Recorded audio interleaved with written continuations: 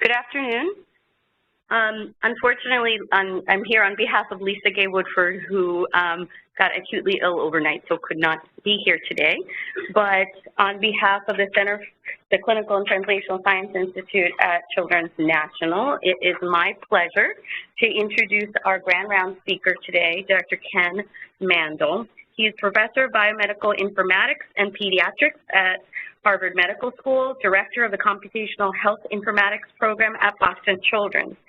So Ken directs CHIP, the Computational Health Informatics Program at Boston Children's, and is Professor of Biomedical, as I mentioned, Biomedical Informatics and Pediatrics. So his work is at the intersection of population and individual health and has had a unique and sustained influence on the developing field of biomedical informatics. He's done pioneering work in real-time biosurveillance, tracking infections, and detecting outbreaks with diverse data. So cognizant of the limitations of extant EHR systems, he developed the widely adopted SMART platform that involves connecting iPhone-like apps to health IT systems, allowing patients and doctors to access an app store for health. So Ken uses these open source inventions to lead the EHR-based research networks. So his background is in pediatric emergency medicine, where I first met him as an intern and resident at Boston Children's. So it's very much my pleasure to introduce Dr. Mandl, and he'll be speaking today, bringing big data and research to the point of care by creating the App Store for Health.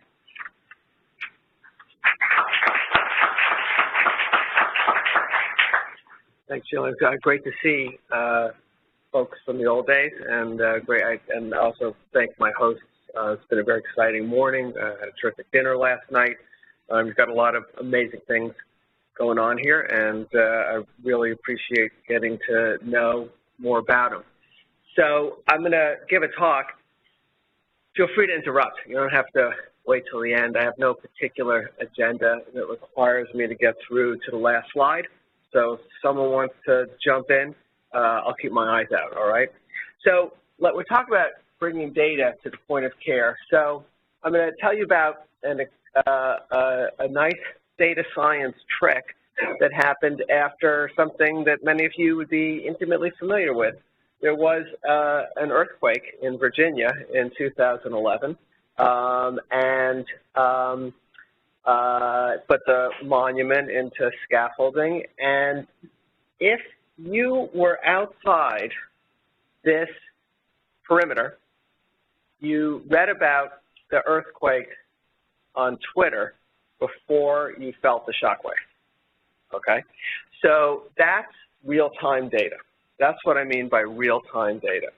And those kind of data, I will argue, are not brought to the point of care. I'm talking about big data sets that could inform your decision-making. In this case, there's a big data set, Twitter, that might inform your decision-making as you try to evade an earthquake. Now, here's another company that inadvertently created an earthquake detector. This is Jawbone, recognizing everybody waking up in the middle of the night during an earthquake, okay, because they were wearing their fitness trackers, which monitor sleep. Now, I was out visiting at Google, and a guy named Jeffrey Dean was giving his first public talk. He's one of the secret weapons behind Larry and Sergey. He developed a lot of the AdSense algorithms, and also developed a lot of the search optimization. Was giving his first talk. If any of you guys are, did you do EIS?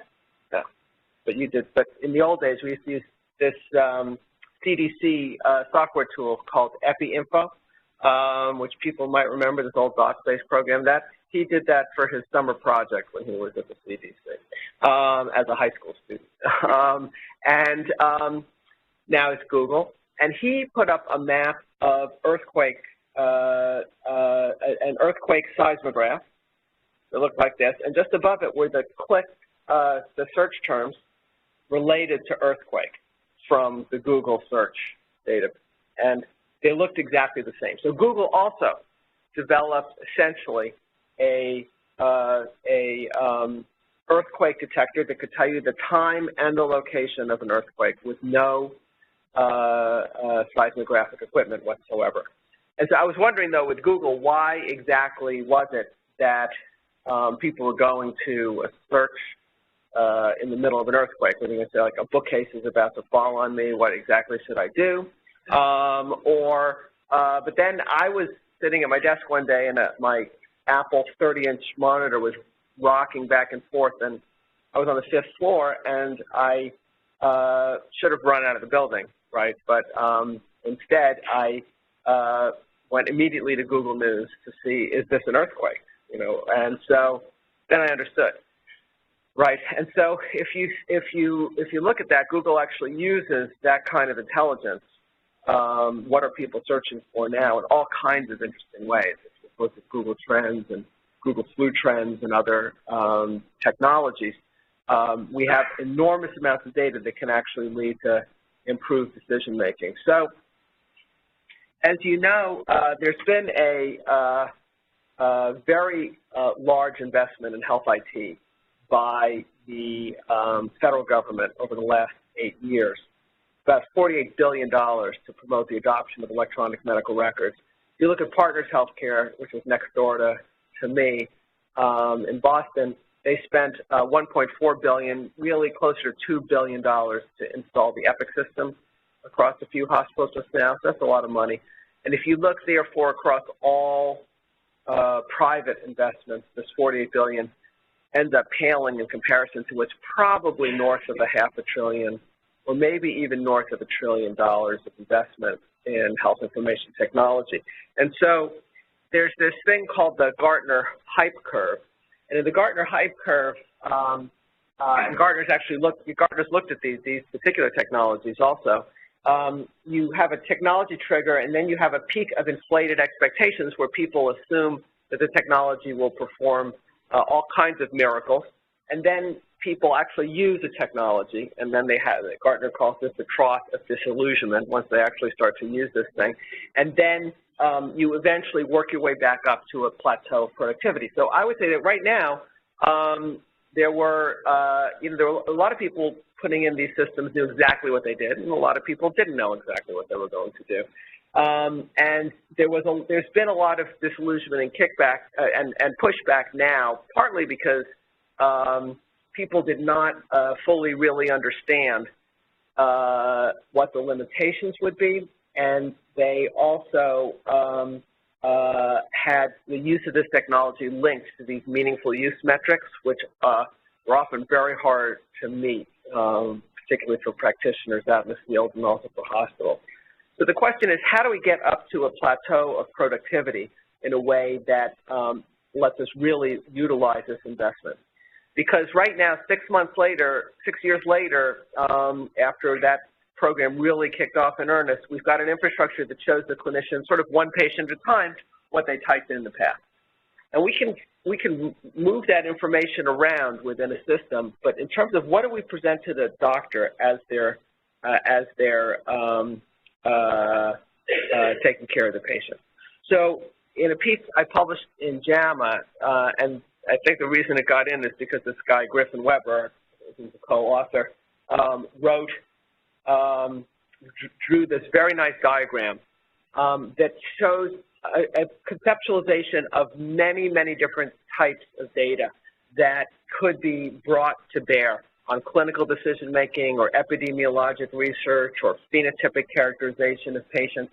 And you've got everything from patients' own health records to things like census records, data, genomic data that may be from consumer-focused genomics companies like 23andMe, tweets and blogs, ER notes, whatever it is, you've got the ability to start to link these things together if you're interested in doing that.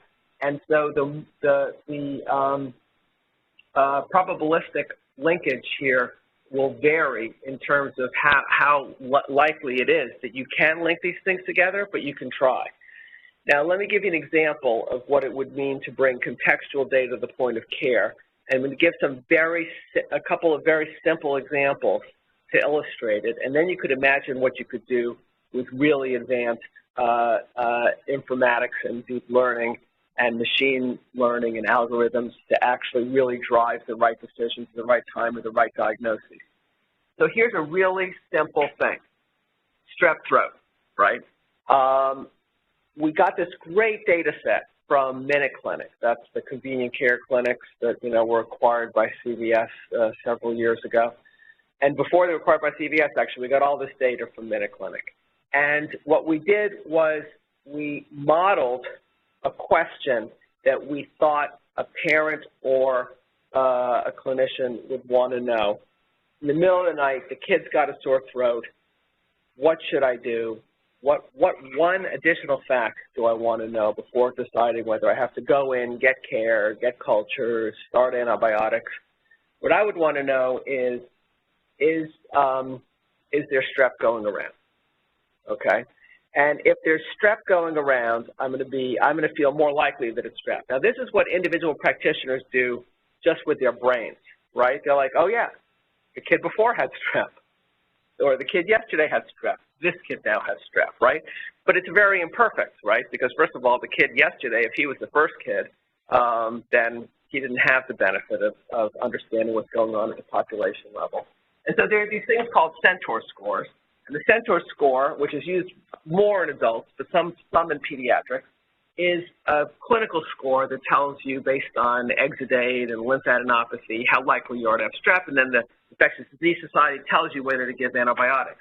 Now, it turns out that if you have a Centaur score of 4, which is a lot of strep looking throat and gland, but what we measured here was how likely it was, because we had this data set which had people coming into clinic, a totally commonly collected history by nurse practitioners who do it right every time, and then a common treatment algorithm. Everyone got a rapid, and everyone got a confirmatory culture, and everyone got the same treatment.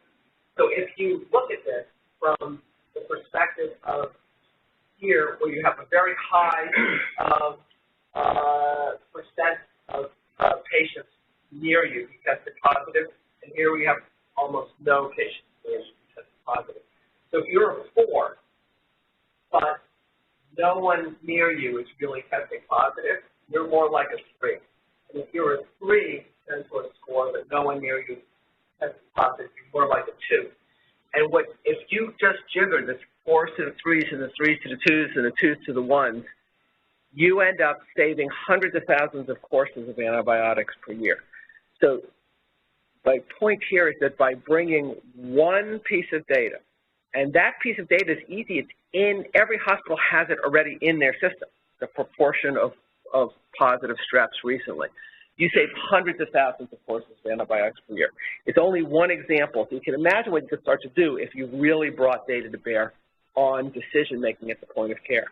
The future is knowable, okay, so not a pediatric issue, but this is a model one of our postdocs did with a very big claims data set, and he can predict falls in the elderly. Falls in the elderly, he can stratify the group of patients into strata, where the highest strata has 14 times the risk of falling than those in the lower strata.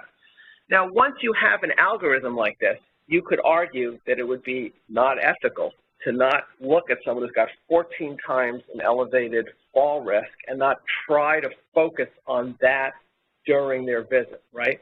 But there's nothing in healthcare that connects a population health insight like this to a clinical decision at the point of care. Usually, population health happens separately with population health unit within a health system, or they may have nurses, and then they try to get back to the point of care. The question is, could we do this at the point of care?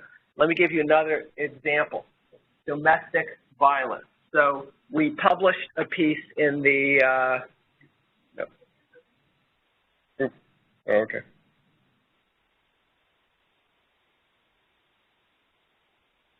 Yeah, okay. We published a piece in the British Medical Journal, and the fact that it's a high-impact journal is important for the point I'm about to make, where we used data also from across Massachusetts to predict domestic violence. And we could tell you at a particular emergency department visit N, that you had a risk of domestic violence at your next emergency department visit. And the sensitivity of this thing was like over 90%. Specificity is more like 20%, but as a screening tool, very interesting. Why am I making the point that this was in a high-impact journal? Because we did everything we could to get this thing published, to get the word out, but the impact on practice was nonetheless zero, okay? And so because the impact on practice is zero, why is that? Because there's no easy way to translate this algorithm. Now, it could be done. Your IT team here could definitely do this, but it would be a big project, and it would have to be prioritized, and it would have to be optimized, it would have to be maintained, and then when it was all done, it would be running at exactly one site, right? So it's actually a huge amount of cost and work to get something like this translated. And this stuff really matters. So if you take a look at what happened to a guy named Thomas Duncan at the Texas Presbyterian Emergency Department, walked in the middle of the Ebola epidemic, and we know what happened, right? He was triaged, and they didn't recognize the Ebola. He infected others, did not receive a diagnosis of Ebola, went home, came back again. And what we said here, so what initially happened was that the hospital told the press that it was the ER's fault, and then the EMR's fault. And then all the EMR vendors descended upon the situation to deflect that notion. And what it turned out is that the EMR had done its basic job. It prompted a travel history. The travel history was obtained Liberia. It prompted its vital signs. The vital signs were taken. Fever. Now, fever and Liberia should come together right away and cause a red alert, like Star Trek going off with the red flashing lights all over the hospital. But it didn't, because the data that we're collecting are really ending up in sort of often in a documentation role. And if they are being pressed into service, it's usually not in real time and something like this. And so what I wrote in this piece here was to suggest that there's a few things you could do. One is, if the CDC, for example, could distribute as an app that everyone could update, the same way on your smartphone you've got that little red circle with a number in it that tells you how many apps need to be updated. If one of those apps being updated was the triage criteria, so that now your triage algorithms in the midst of an epidemic are different, you could change care all across the whole health system as simply as releasing an app into an app store.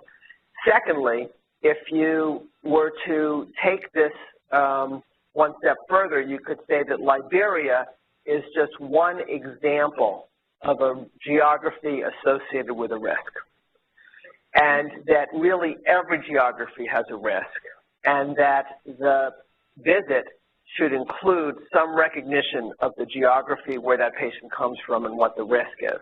Now, that geography could be local. It could be food deserts, gun violence, sexually transmitted diseases, poverty in general. It could be that you are instead looking at a CDC resource where we're looking at travel histories, and it's not just Liberia, but every country which has, and every region which has varying infectious disease risks associated with. The CDC could expose this in a way that could be consumed by apps at the point of care that actually do this for you automatically. Now, what happened instead was that instead of just being able to distribute an app, was that the CDC had to work with every electronic medical record vendor to sort of jerry-rig the way that it could alert a patient if Liberian fever came up again. And it then the vendors had to go out to all their customers, and then all the customers had to drop what they were doing and focus on making sure that this triage would happen, okay? And so this ends up, again, being an enormous amount of work. Not a single other patient ever came in with Ebola, and so it wasn't a super well applied effort from that perspective. Obviously, it was the right thing to do at that moment in time, but we could prepare better for the next time. So if you try to do this, to say, well, the CDC should be able to release an app that works everywhere, right? Or in the research enterprise, right? You might want to collect data from people who have a particular phenotype or genotype. You might want to have an app that can help do that for you in your research study rather than have to hardwire everything in. How does this happen? Well, one problem is the data are not interoperable. So if you look here, this is the famous K-cup. Okay, so I'm not a huge fan of K-cups, but many people are. And K-cup, Keurig, was acquired by a vendor called Green Mountain, Big Coffee. And Big Coffee went, and the first thing they did was to break the interoperability of the K-cup. And what they did was they put a code into the lid so that an off-brand K-cup would no longer play in your Keurig machine. Now, fast forward, spoiler alert, this actually dropped their stock like 15%. But in the meantime, basically coffee hackers ended up figuring out how to cut the code out of the lid of a valid K-cup and literally scotch tape it onto the lid of an off-brand K-cup so that the off-brand K-cup would play in the machine. Now, this is what we do in Help IT, okay? It's a lot of like cutting and scotch taping, because even if you use the most well-validated standards where people know things like HL7 and others, if two organizations, if you and George Washington want to exchange data for clinical care, if you don't do a very careful upfront handshake, you could both put in data in those standards and they would still not be interoperable because the standards are underspecified. So it's been a stunning amount of time has gone by without these issues being solved.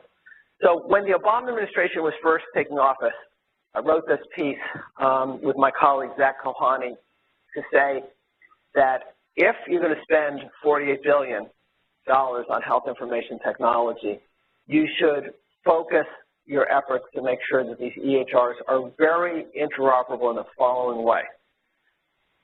There should be exposed a programming interface so that the EHR can run apps the same way an iPhone runs apps, and that the apps should be substitutable.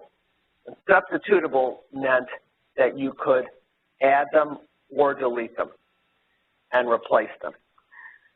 So you know that's a good feature of your iPhone. When I first bought an iPad, I had to review like 25 NIH grants, and I wanted to do it on my iPad, so I purchased a PDF reader. And then I go in, and this computer science mentor of mine, Pete Solovich, tells me I brought the wrong iPad reader. The other one was much better for adjusting the margins and making it the full size and blah, blah, blah. So I went immediately into a clinical depression. And then I realized that I had only paid like $3.99 for the first one, and the second one cost $2.99. So I bought both, okay? And then I think I still have them both on from all those years ago. I think they still have come with me, but I use the one that's better. And so this forces competition between apps. EMRs don't have much competition. They have a lot of competition for the initial sale, but they don't, once they have a customer, then the competition comes now through other programs. Like there's an innovation program here with Cerner, and Boston Children's just started an innovation. So there's all kinds of ways to create forward movement, but it's not through just market forces at that point. It's through other kinds of arrangements. Well, market forces are a nice thing to take advantage of when it comes to getting best breed. So people talk about user interface, right? User interface. I argue that the user interface will improve because the apps have to be better than other apps, than the alternatives. So that solves the user interface problem from the bottom up instead of from the top down, where someone tries to define what is a good user interface, right? If someone was reading the what is a good user interface rules, I don't think you would have invented Snapchat or Facebook or Twitter, which use display data and engage the user in completely new ways. So this is, the opportunity here is to do this. Now, this particular piece is like the one well-timed piece I ever published. And so it comes out at, when we write it, there's 10,000 pieces for the 10,000 apps for the iPhone. And then when it's published 3 months later, there's 50,000 apps for the iPhone. And so at this moment in time, people were beginning to understand that why this thing is not just an iPod that makes phone calls, right, or a phone that plays music, which is really what it looked like when it came out, right? And in fact, even Steve Jobs did not understand that he was going to create an app store because Apple's very closed system generally, right? Microsoft would play anyone's software, and Apple would only play Apple software. And this has been, and so Steve was actually convinced by those under him to open this up. And then so within a year or two, the most lines of software code had, for any single product, had been written for iPhone apps. So it's very successful. And the key is they exposed the iPhone data resources in such a way that the app developer did not need to know anything about the iPhone specifically. Or so let me give you an example. When the makers of Angry Birds want to go and add another bird, they want to add an exploding black bird. Okay, you know that bird. They don't fly to Cupertino, have a series of meetings, and then fly to Mountain View and talk to the Android guys. There are these things called software development toolkits. They know exactly what they need to do in order to update the software and modify it. They know how to call the contacts from the phone. They know how to call the calendar. They know how to call the GPS. They know how to call and in fact, GPS is a good example because when the first iPhone came out, the location was X and Y by cell tower triangulation, which is not that accurate. And then when they brought in real GPS, the apps, all they were doing was issuing their command across the programming interface, get longitude and latitude.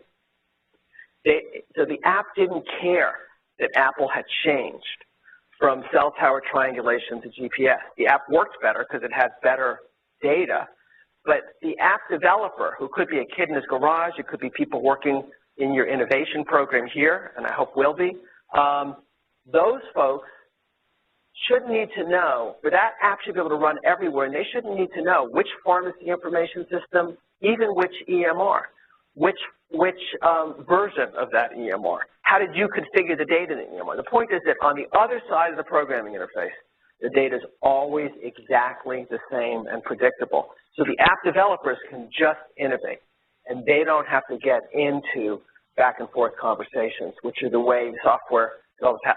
So you get competition, you get the innovators actually get a market, right? Because now when you have one app you've created once, you don't need a sales force to go and sit down with every CIO who's going to implement it. This is how most health IT startups die. They die in the enormously long sales cycle, right? And so here you've got an app store model, right? The Angry Birds guys aren't trying to convince you, not coming to your house. They're not trying to convince you. They may take up an ad, but then all you have to do is go to the app store and you integrate the app.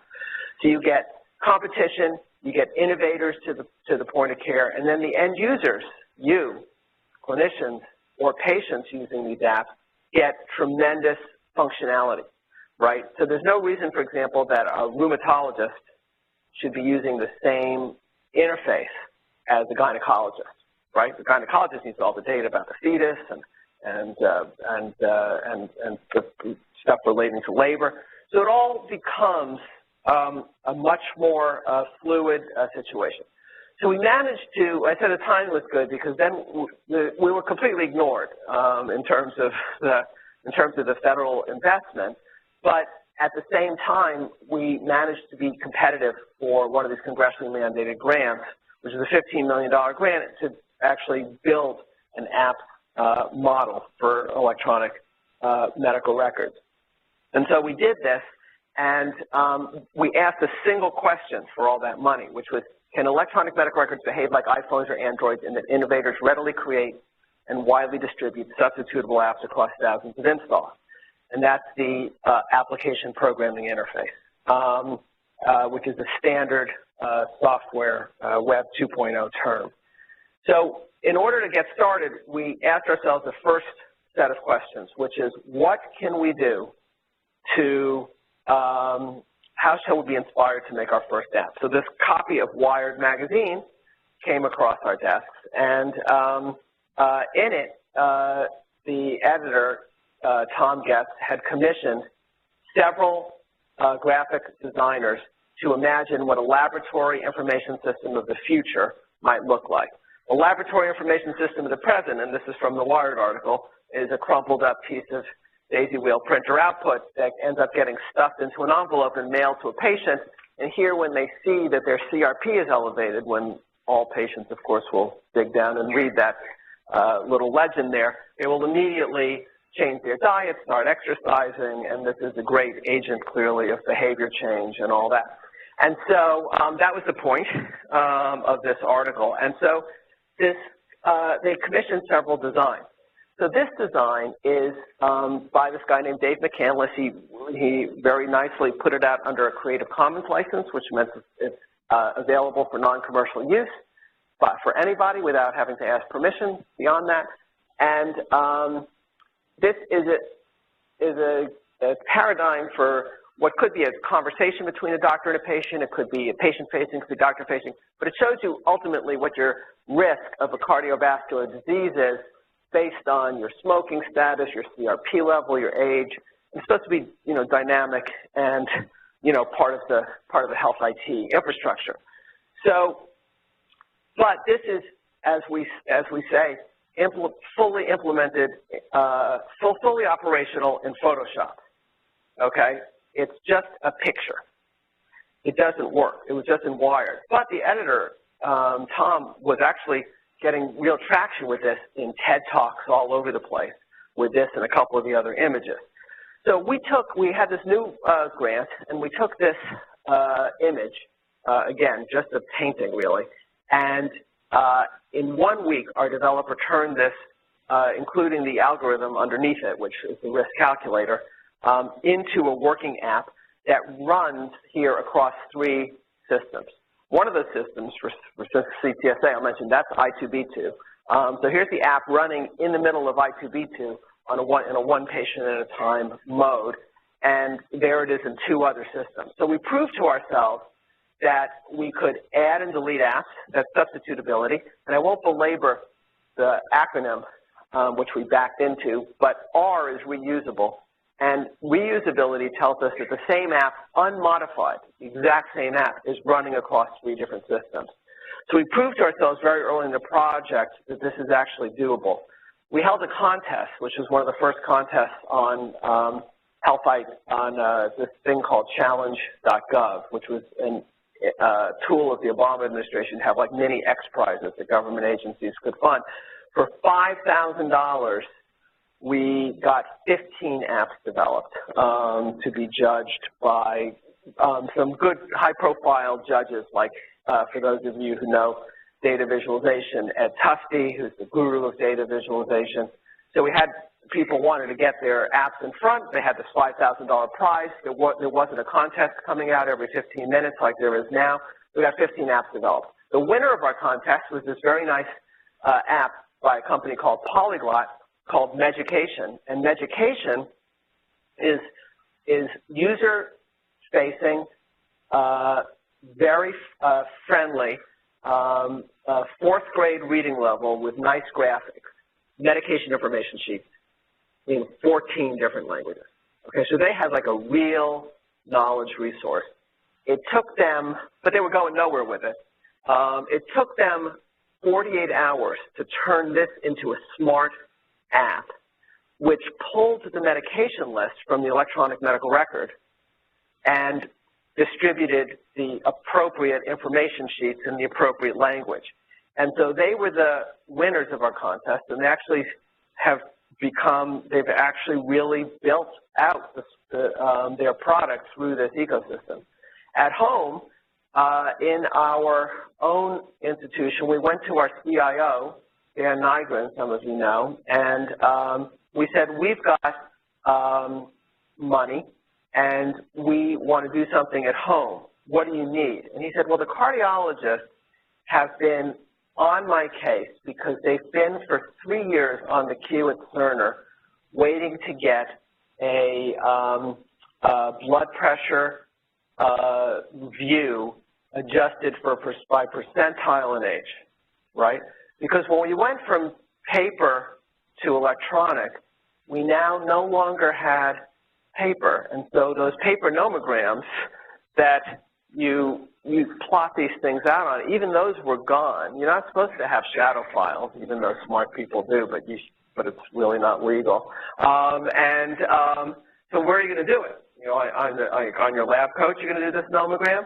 And so it turns out that in close collaboration with the cardiologist, this very simple app that shows blood pressure adjusted by percentile and age, right? It's a pediatric audience. I don't have to remind you that they vary widely by age, the normal.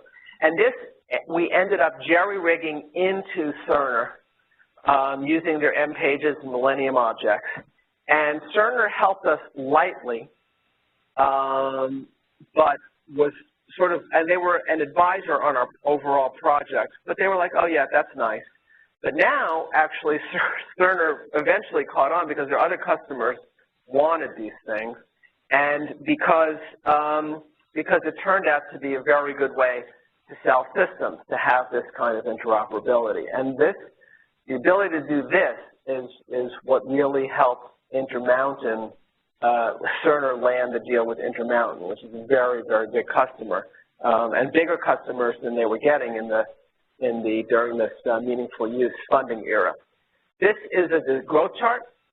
It looks nice. It was designed by a design firm that we paid with this grant money to do it.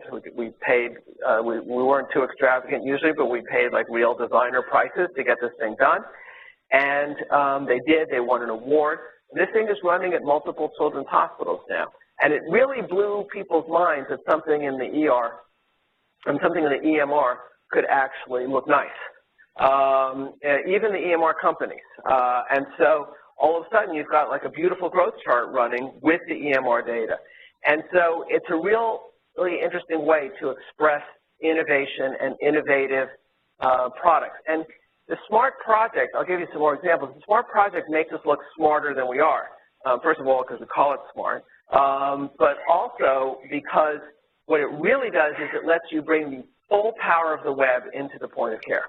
So we didn't invent the web, or most things on the web, but the web and the EMR and the point of care are now two completely separate things. By bringing the web in to the point of care, what I mean is that you can have functions, algorithms, data mashups, decision support running on other machines, maps, graphs, data visualizations, all that happening not just on your iPhone among the tens of thousands of health-related apps at the store, but in your health system or for the patient at home with your data in the workflow of the physician using the health system data, right? Because the apps in the App Store are almost all not using health system data. Here's a clinical trials matching app, okay? So this is something we developed in collaboration with our CTSA. It actually looks at related trials related to your patient, and it's not designed, it's designed from the perspective of the clinician who needs a trial for their patient, who would have to spend the weekend looking through clinicaltrials.gov and other data sources to figure out eligibility criteria, and it reduces that search space down to a manageable handful of studies for which your patient may be eligible. And it happens right at the point of care.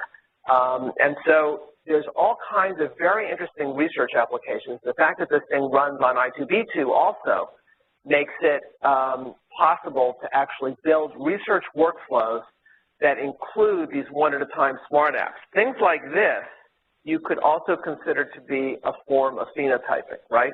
This is like a very pretty way to show your growth phenotype, growth over time, right? If you were trying to review patients who might be eligible for a short stature study, and you went into I2B2, and you could rattle through your patients using something visual like this, it would actually give a new sort of approach to reviewing patients for studies. And this is something that we're actually integrating into those workflows. Now, decision support is very important as well. It's one of the relatively unrealized aspects of the $48 billion investment, is that we don't have a robust decision support framework right now in healthcare. How do you nudge physicians to make the right decision? So here's just one example of why using the web is very helpful for decision support. So this was developed by Howard Goldberg, worked in Black Middleton's group at Partners Healthcare. They took the immunization record out of the electronic medical record, shot it up to a rules engine in the cloud, ran the CDC rules for immunizations needed next, and returned to the point of care the immunizations needed next. Now, why is this important? Well, this consortium had a $5 million AHRQ grant and had developed a lot of this machinery, but they had to work with each EMR vendor to try to extract the immunization record, develop a message, and then consume the recommendations in some way. Whereas this app, which has access to the immunizations through this standardized API approach, can easily get them. The machine that does the decision support lives somewhere else, and one machine with those rules, for example, at the CDC itself, could serve the entire country's needs for immunization decision support, as opposed to each site of care working with a team of infectious disease specialists and nurses and nurse practitioners to program in the immunization recommendations. Then every time the CDC changes a rule, all those work groups have to get back together, agree on the update, and update it, right? So this, and then test it to make sure it's working. Here, you have one machine where all the rules are running. Could be the CDC itself. So this is some place we're looking to innovate next now, and we're in the process of this, is in pharmacogenomics. So for a patient getting 6-NP, if they have TPMT deficiency, they should have a dose adjusted, particularly in IBD. And what happens here is we got this box into the Cerner system, but it did take about 6 months of back and forth with ISD. And it wasn't a generalizable solution for other hospitals. It was just for us. Whereas now, we're using a decision support framework actually called CDS hooks, where the vendor, and Cerner and Epic say they're doing this. We just presented with Cerner and Epic at the informatics meeting. They put in a trigger so that when you prescribe a medicine, any medication, you can call a service. So the service is one of these things running on the cloud. I can call a service when I prescribe a medicine. And we've got all these interesting organizations building services. So we're building our own service that has the pharmacogenomics rules in it. First Data Bank built a service that does pediatric dosing. SureScripts, which moves prescription data all around the country for e-prescribing, built an app that shows the adherence to the medication up until that point. so that if you're about to do an expensive switch to a second-line medication, you might want to take a glance to see if the patient's actually filled any of the first line, and whether that treatment failure was a failure of adherence or a failure of the medication. So it becomes, I think, very, very powerful set of tools to change decisions. So Precision Medicine Initiative of the President is using these APIs to do things like what we did at Vanderbilt, where you're able to compare your population, and this is the work of a guy named Jeremy Warner and one of our faculty, Gil Alterovitz, how you take mutated, you can look at your patient's gene mutations against the population database, and there's a whole genomics API that goes with this. This is a data mashup against 23andMe consumer genomics data. These are a bunch of organizations who are putting this into their strategy so that they're using it. For Eli Lilly is using this for clinical trials recruitment. You've got Quest Diagnostics is beginning to use this to deliver lab results and genomic results back to patients. There's a lot going on. So why could this end up actually working? Well, first of all, the vendors are implementing it. So there's 5 vendors in a project called Argonaut, as well as some health systems and some other IT folks who are actually putting this into the last mile. So Cerner is putting this in. So you can use that here. Health systems are standardizing. I'll show you a brief list. Meaningful Use 3, whatever exactly happens in the Meaningful Use program, requires that patients are given an API so that they can download their data and direct it to another source, another site. It could be a personal health record. It could be another study. It could be a study of some kind. So that's required, and so there's going to be a lot of people needing to meet that requirement. There's something called Think for Science, which I'll show you in a minute, and then there's a gallery, which I'll show you in a moment. So smart strongholds right now, or Boston Children's Hospital, we did the first thing, then we fell way behind, and now we actually launched a whole team to start to catch up in actually implementing this at the point of care. Duke Medical Center completely going to town on this, particularly on the pediatric side. This is how they're innovating, is with apps, and both these organizations are hoping to commercialize the apps as well, and get those distributed through our app gallery. Intermountain, the basis of their innovation and their contract with Cerner was very much around FHIR and Smart on FHIR. Geisinger, very engaged in this. Partners Healthcare, I'm pretty sure they're actually about to come out very strong on this. So this is actually an app store.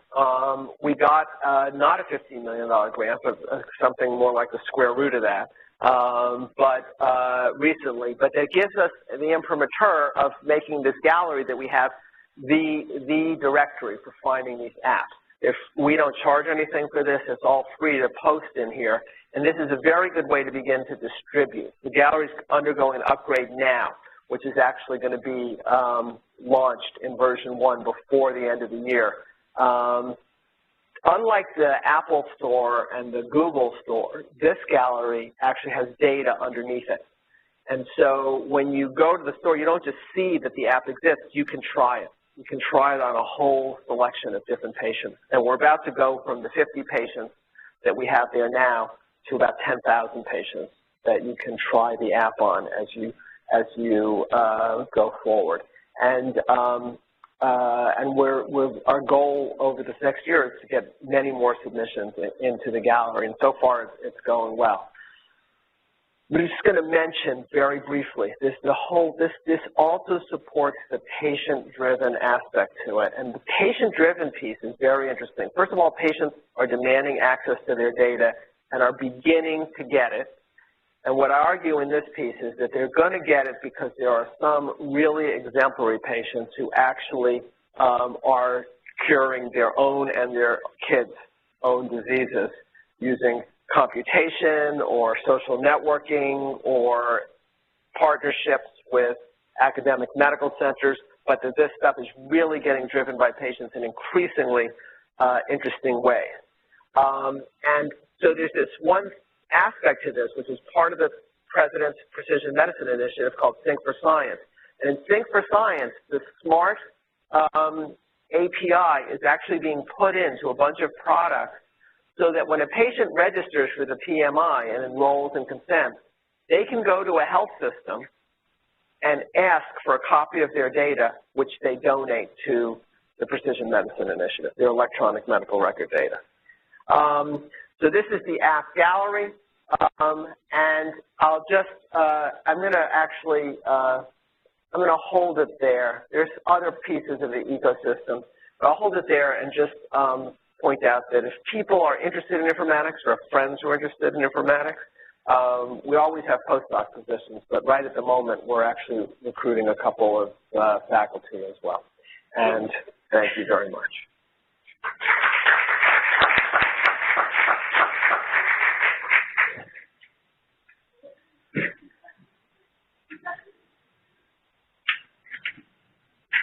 Yeah. In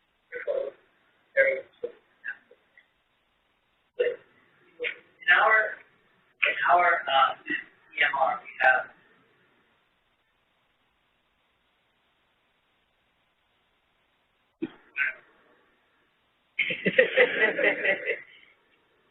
in our EMR, we have 6, 7, 8 terabytes of data, and almost none of it is being used on a routine basis. Right.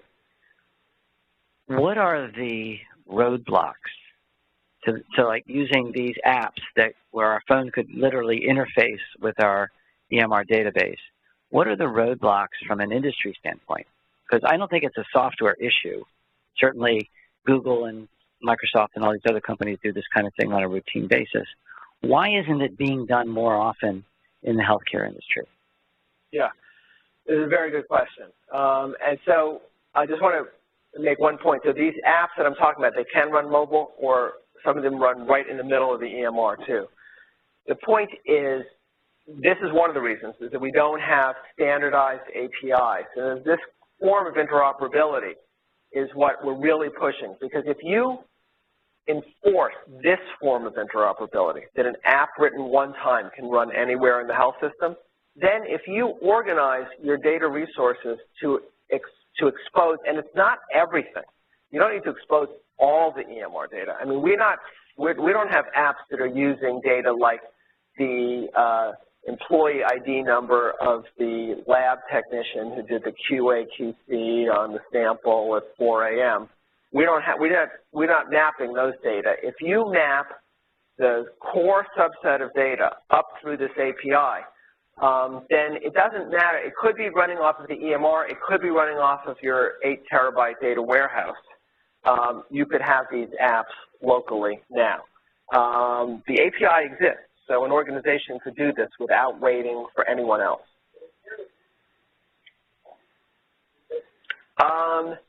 You mean like the EMR vendors? The EMR vendors are having it both ways right now. They're both supporting it and very enthusiastic, but they're also become distracted by opportunities to just improve the core product. So it's a constant, I would say, a constant business tension between truly wanting to innovate and wanting to say, oh, that feature would be really good in our core product, and then sort of pushing that off. But the beauty of the API is that once it's in place, the conversation with the vendor is no longer relevant.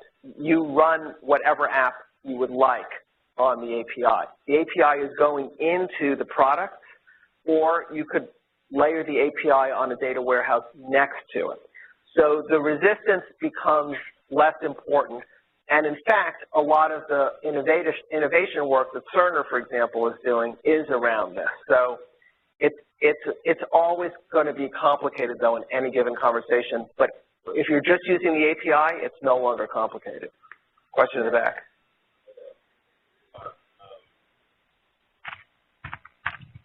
I wanted to know a little bit more about functionally how the App Store works. You know, the iPhone, you go to your app, you download it, you can start using it immediately. For this smart App Store, when you click download on whatever app was listed, Yeah. How do you get that to actually start working with the EMR that you have in place at your institution? Right. So right now it's not a simple click-through. There are a couple things we're doing to help with that. One is we're working with vendors to figure out when they have, because some vendors on the basis of SMART have developed their own SMART app stores. But those are vendor specific, but those are things that really work there. So for one thing, if Epic or Cerner has an app in their app store, we want it cross-referenced in ours, and then we'll point you right over to theirs where it's more of a easy pass-through. Secondly, there are business relationships that need to happen between the app developer and the organization. BAAs, Business Associate Agreements, which is a HIPAA requirement, and security reviews. And we're trying to commoditize those to the maximum extent possible so that they become standard and not a two-year conversation between two sets of lawyers. So we're working, it's extremely perceptive question, and those are some of the issues we're working on with this grant to progress the gallery. Is there one more? So I was wondering what the space is for just the consumer to be able to app themselves into this healthcare situation. I mean, I recently was diagnosed with a syndrome. I don't care about sharing my medical record. You can have it, I'll publish it. But the issue is that there was like 10 different symptoms being treated by 10 different specialists. Yeah. And finally one day my dentist said, oh, you might have this. I think an app would have captured that 10, 20 years ago. Right. So, so the opportunity for the patient to expose their data to, for example, a diagnostic algorithm is a real one. This meaningful use 3 criterion, so that's the regulation that tells us what a doctor needs to use from the point of view of health IT in order to get paid full rate by Medicare or Medicaid, and it also tells the vendors what they need in their products. There needs to be an API that lets a consumer ask for a copy of their record. Once you have that, you could direct your record to a diagnostic service, or if it's implemented, if the meaningful use criteria is implemented as SMART, then you could, as a consumer, connect an app directly to that. And this is an ecosystem that I think is going to develop, that the consumers will be able to expose their data to intelligent algorithms. I mean, specifically, every time my credit card goes to buy some eye drops, or every time my prescription is filled and I get a certain medication, or every time I Google a symptom, I should be able to collect that, right, and have the computer think about it and give me for yourself. Yeah. So so companies like Google and Facebook and or Google and Apple are very much looking to figure that out, certainly for themselves, but Google actually will give you a lot of your data back if you look into the guts of your Google account. And it would be very interesting, right, for you to get back your search history, not have to look through it or anything, but just have that available, right, or even more likely, Google themselves will start to provide like a little "do you want a diagnosis" button on there. But yeah, there's all kinds of good intelligence. Apple has an app in the store that looks through your photos, and it looks for a white reflex instead of a red reflex on young kids, and can diagnose retinoblastoma early, just on like, hey, maybe it was just a bad picture, but, here it is.